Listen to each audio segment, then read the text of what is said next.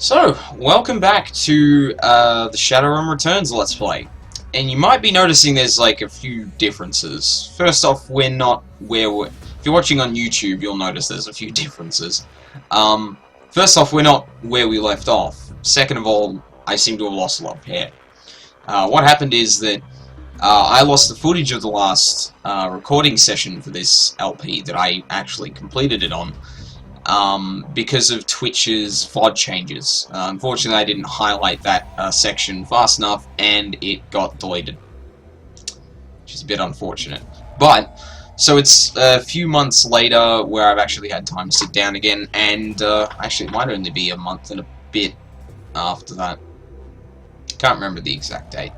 But we're back to complete this Let's Play, because I don't want to leave it, like, unfinished. Especially because it's the first thing I'm uploading to YouTube. That would be the worst idea in the world. Anyway, to fill in on what happened from last time, there's like 2 minutes of gameplay here where you talk to a bunch of people. Baron Samedi suggests planting these little chips into several nodes in the lower floors to say to a guard that you found something. We stayed overnight because of a lock we didn't have any idea about. So the Baron was like, okay, you need to pose as an employee, stay overnight, do this thing to get the guard's attention to get into the office. So we're about to head there now, I believe. Oh. Wrong way. Oh, that's a good start. And here we are. So yeah, there's not much that you missed if you're watching this on YouTube. And already, within a minute, I've clicked behind someone. Fantastic. There you are. It seems that some of my bests are letting me down, and it's good to see that you're displaying one of the most important of my three key values. Well, it's duty above all, right? He laughs. Well, yes, that is the first value, and I'm glad more than those outside of security follow it, and from a janitor, no less. No, I am speaking of my third and final value of vigilance, which seems to be sorely lacking around here. Thank you, sir. Well, rewards and punishments must be given where required. Now please, start filling out the report on the data pad, and I'm afraid I must ask you not to sit on my chair given your attire. I need to go head downstairs and investigate your findings. I'll be right back. Cool. So he's leaving me alone in his office, which is always a good idea with a random janitor in your top security office. That is a horrible decision to make. You can't link... You can't... Blur. Clearly I haven't done this in a while. You can't link... Begins? Oh, okay, I'm not reading that incorrectly. I was tripping over it because I'm like, I keep wanting to say beams. But it does actually say beams. So, I feel justified with that now. Begins to ring. You pick up. So, these paintings must be what all those expensive deliveries were. We don't have much time. I'm tracking Silverstar, and he is already stepping off the elevator. I don't think your disguise will hold up much longer. I'll update you on his movements. Hurry. Okay. So, let's have a look at these. Duty. That sounds like duty above all, which is part of the code. Cool. What's this one? Efficiency. Unity.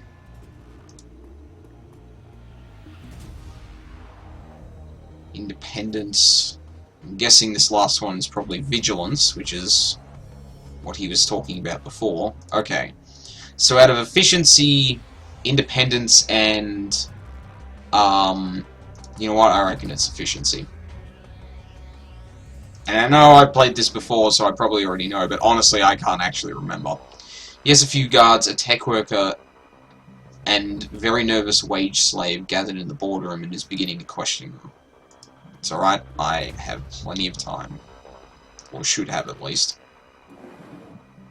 Cool. Opened it up. Now, what's here? There is an open bottle of expensive scotch and a single glass that appears to be half empty, and a half-smoked cigar. Oh. Okay, so not much. At least nothing we're interested in. Oh, that looks important.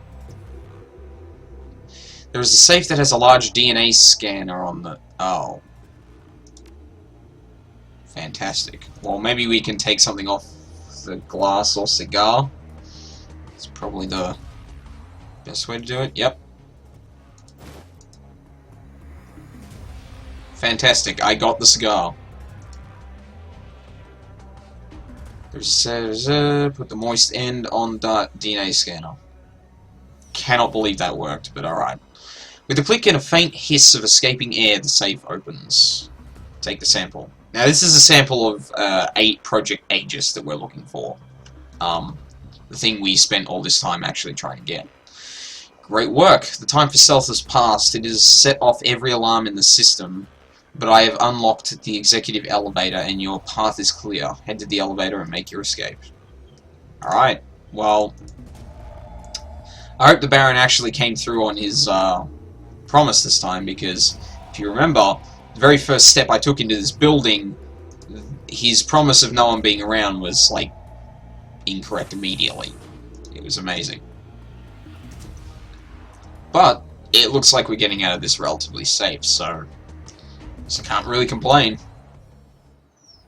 Just hope no one's outside waiting for me or anything. Oh, fuck. Detective McCluskey, our favorite detective, stands smirking, surrounded by armed and twitchy Lone Star officers. Good morning, moron. Fine day for police corruption, isn't it? What do you want, McCluskey? Hello, McCluskey. How'd you find me? I think we're just going to be curt with him. Smirking stops. What I want is to take you into an alley and come out alone. But there's someone who wants to meet you, so we're going for a little ride. Mr. Telestrian wants to... Oh, shit. Mr. Telestrian wants to meet you in person. He wants to chat about last night's fun and games. You can come along quietly, or you can meet him in a body bag. He smiles wolfishly. Come on, Drek for brains. Make the wrong choice. Opt for a stand-up conversation. I have things to do. I'm going, but one day you and I are gonna round McCluskey. Nah, I'll opt for a stand-up conversation. Damn. I was hoping to be able to bring you in feet first. Yeah, I bet you love that, McCluskey. Couldn't bloody touch me if you tried. At least I hope not. The estate. From the floor of the Lone Star cruiser, you watch the tops of the downtown corridor's office buildings disappear, replaced by the grey overcast over the I-90 bridge. The nylon restraints binding your wrists and ankles, along with McCluskey's whistling to the radio, make for an unpleasant ride. A half hour later, the cruiser hits a whisper-smooth patch of road, and a magnificent mansion fills your view. Its design, a blend of old-world finery and elvish grace. The car pulls to an abrupt halt, and you're dragged onto the driveway, where McCluskey pulls a nasty-looking knife and cuts your bonds. You look up to see you're surrounded by a squad of green-clad ghosts. Special Forces troops from Tir Tarangaya. Still cannot pronounce that to this day. Massaging the feeling back into your numb extremities, you prepare to meet the man himself, James Telestrian III. This can't be good.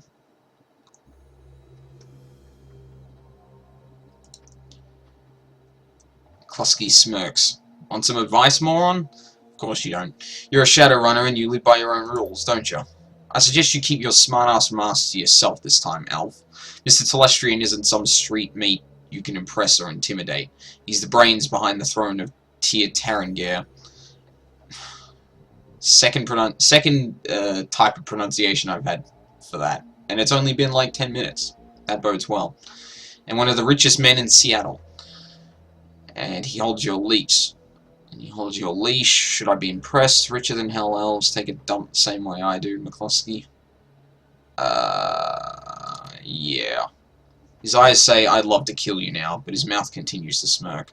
"I got one of the richest and most powerful men in the Pacific Northwest taking care of me, dumbass. What do you got?" Ooh. Free will. Honor. I just noticed that the scar on McCluskey is actually going over his tooth. That's impressive. I don't know which is more insulting to him. You're dumber than I thought. Enjoy your chat. I'll dispose of your body later. Fantastic. What's up, Jeeves?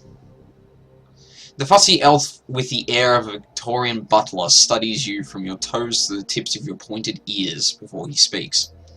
"Mr. Telestrian is expecting you. You will find him in his office." Thank you, Jeeves. This is an extraordinary estate. May I look around before I see him? You may wait here for a few moments to gather yourself before you enter Mr. Telestrian's office. Some people find that they need time to prepare themselves before meeting an elf of his stature. However, the upstairs is off limits to you and the library is occupied at the moment. Do not tarry, though. Mr. Telestrian is not one to be kept waiting long. Fantastic. I suppose we'll walk around and... Oh, look, it's a learn-on. But I think we're going to get this meeting over and done with then.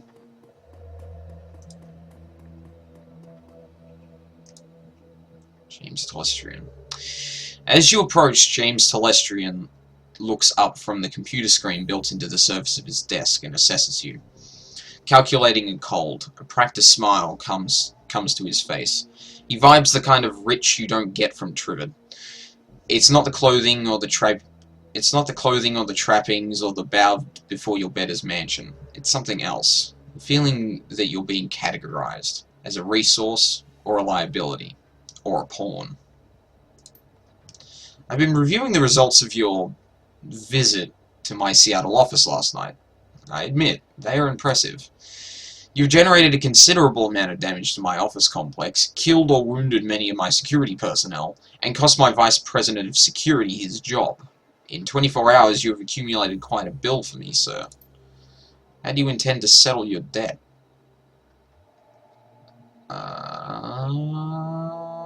Would you take a check? You already confiscated the container I took. I have no other bargaining chips. I'll try the corporate one. I haven't tried that before. That discussion may happen one day, assuming the outcome of this conversation does not result in your immediate termination.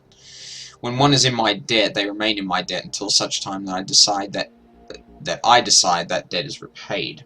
There will be no negotiation on that point. However, you have one piece of information you might use as a bargaining chip in the little time you have left to live. Why you took what you took. I'm interested to know why you and your team of criminals fought your way through my security teams up to my private office to access the Matrix and uncover the location of a simple research project. The most protected item is usually the most valuable. Goes like this. Your half-brother, Sam Watson. What? Half-brother? I don't remember that being a thing. Took the Aegis to kill giant insect spirits. I mean, that's what we need it for. It's kind of a big deal. I find your bluntness somehow refreshing. He touches a button on the desk. Mr. Quoth? Quoth, I think, yeah. Please ask my daughter to join us. Oh, it's her. The young pretty elf has dark circles under her eyes and a haunted expression on her face. She recognizes you instantly. It's you. You're the man who helped me escape from the Universal Brotherhood. How did you get here? Telestrian cuts in quickly. Thank you, Mary Louise. You have confirmed the identity of your rescuer and given me reason to forgive him for his trespasses against me. She looks hungry for your help. I'm glad you're here. You did well back there. Without you, we'd all be dead. How's your father? Good to see you got out okay. She closes her eyes. Thank you, but I'm not sure that death wouldn't be better than this. I can't sleep at all. I'm afraid that this is a dream and that I'll wake up and still be there with the bugs. You can relax, Mary Louise. You are safe. It is over. No, it won't be over until they're all dead, she shudders. You didn't see them. You don't understand. You and those men you flew in here, all you do is talk. It's just like you to form a committee, Father. I knew that someone had to take action. That's why I got Hakim involved. The already cold exterior of James turns to ice. I see. It was you and your crippled little friend who leaked Aegis to this man. We will speak of it later, in private. Now then, Alexei, there are people I wish you to meet. The committee my daughter alluded to. This is a rare opportunity for a man of the streets, such as yourself. I urge you to behave. We will adjourn to the library. He's lighted. I don't know if that is sarcasm or not. Just behave.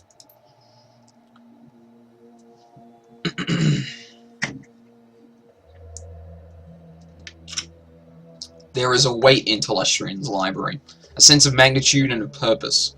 You are no longer in the presence of mere wealth. You are in the presence of history. Lady and gentlemen, this is Alexei. He is the elf who saved my daughter, and the only one who has faced our common enemy in combat.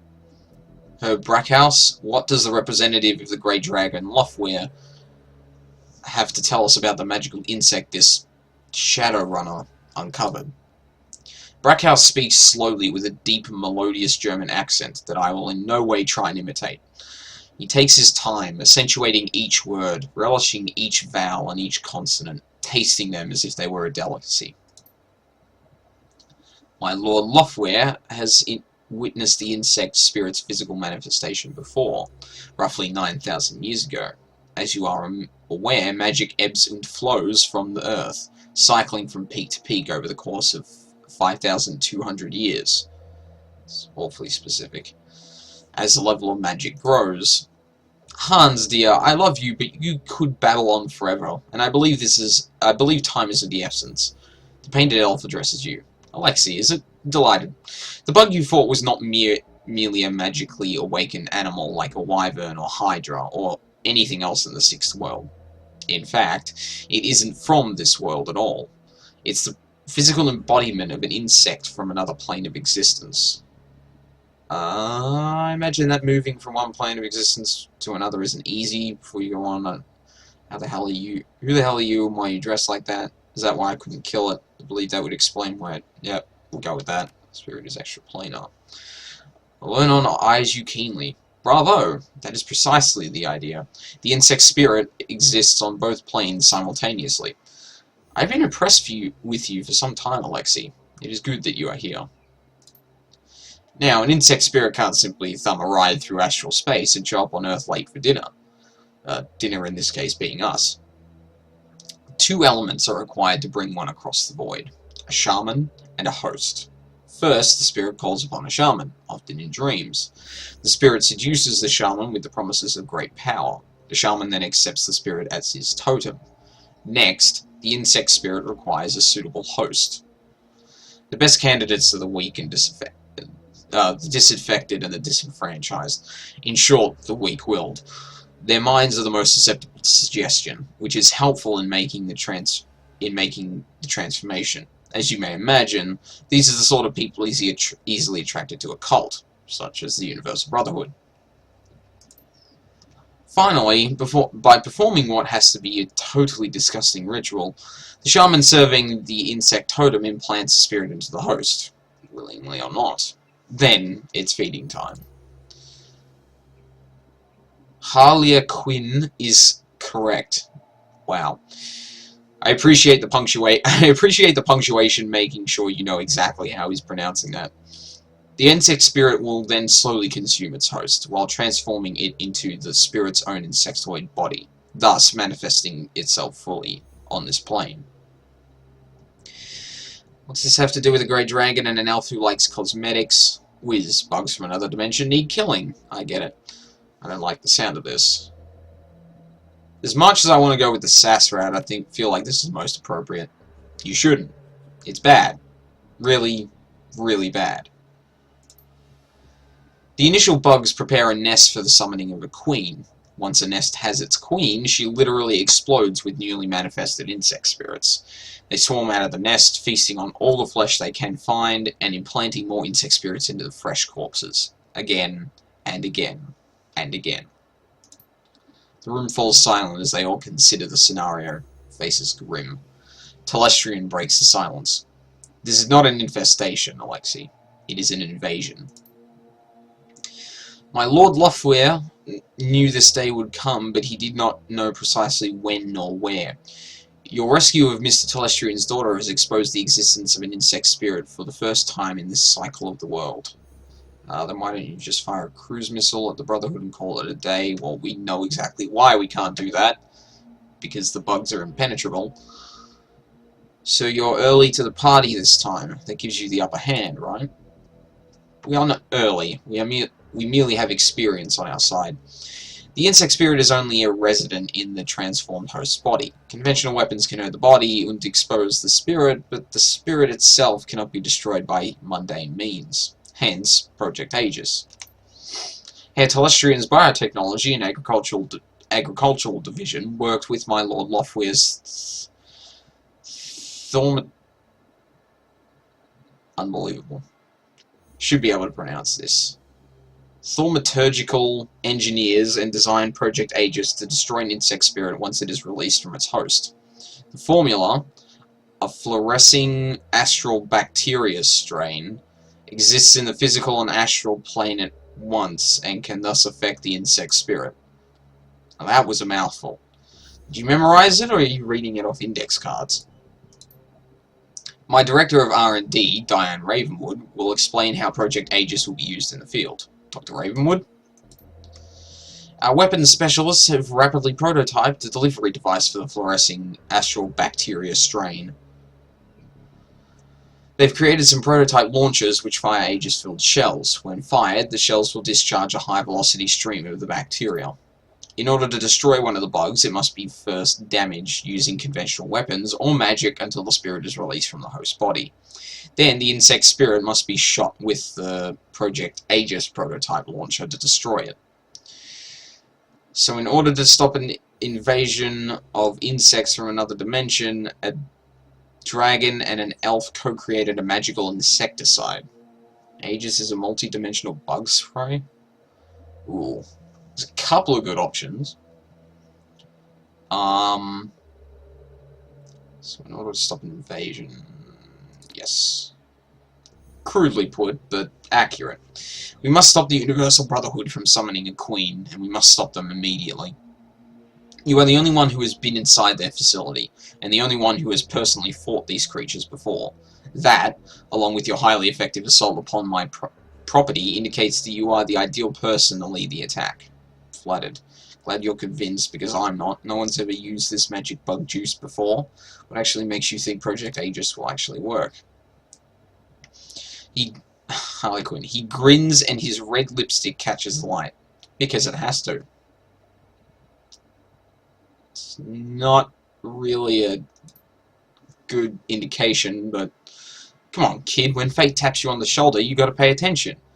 Fortunately, she has a nasty habit of tapping you on the opposite shoulder so that when you turn around, she's on the other side, giggling like a deranged schoolgirl. I hate that. Enough. Are you willing to undergo this mission, Alexei? You had me at killing bugs. I'm a professional. Professionals get paid. My job is to bring a killer to justice, not lead an assault against monsters out of nightmares. Assumes serving all mankind. Of course. Here's my proposal. If you prevent the queen from being summoned, destroy the insects in the next. I think that's supposed to be nest. 1 million Nguyen will be divided by the surviving team members.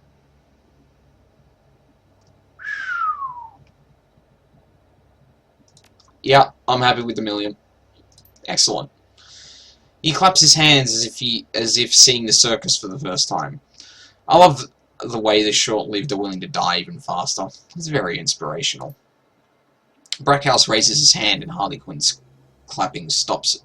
Harlequin's clapping instantly stops. There is one final note. A warning, if you will. You have seen the danger the insects represent, but you have not witnessed the shaman's power. The shaman must tap into a powerful source of magic in order to summon a queen. We do not know what abilities that power source will grant. Beware of the insects, but do not underestimate the shaman. Hey, don't scare the kid, Hansel. We still need him to go on the mission. By the by, I'm coming with you, Alexei. I wouldn't mind seeing these creatures for myself. I missed them last time. Telestrian will bankroll you so you can hire the rest of the team. Find me when you're ready to go, and we'll bug right out of here. He sighs.